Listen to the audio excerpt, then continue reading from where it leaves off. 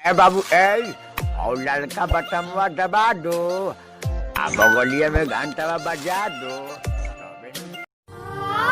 देखिए भैया, हर इंसान की जिंदगी में केहू न केहू से प्यार होला और सही एगो लड़का के एक जगह से प्यार भइल बवे। लड़की के ब्याह दूसरा जगह हो गइल बवे।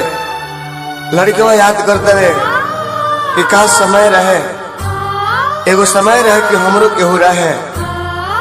आज हमार केहू नहीं खे, लेकिन उनके याद के सहारे अपन जीवन बितावत तनी।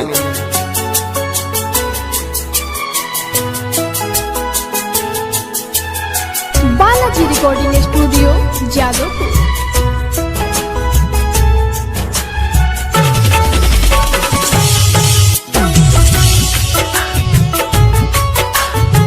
Music by Rajan Afsana, presented by Videshi live entertainment. साथ छुट्टी गहरी सनया,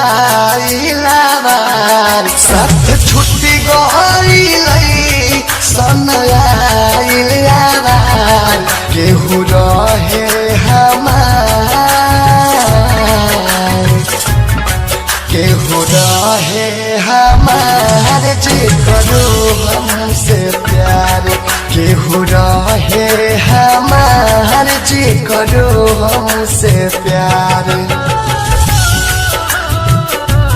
presented by Videshi live entertainment.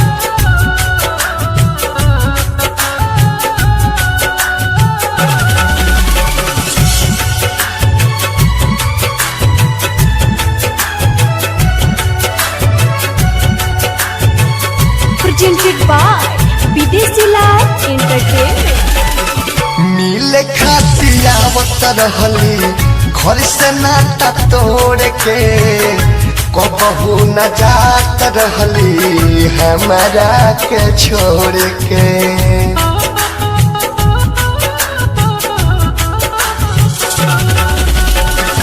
मिले खातिया रहली घर से नाता तोड़ के, कबहू न जात रहली हमारा के छोड़ के।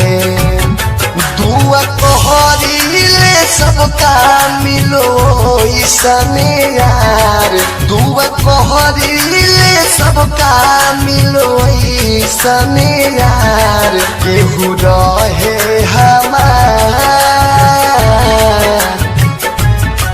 केहू रहे हमार जे करो हमसे प्यार, केहू रहे हमार जे करो हमसे प्यार। Presented by Videshi live entertainment.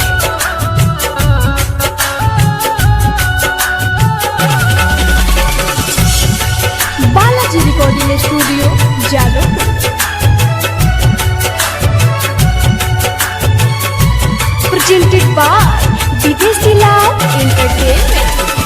दूर के सबे दर्दी कैसन लिखल विधाता, प्यार कहरे वाला के काहे टूट जाला नाता।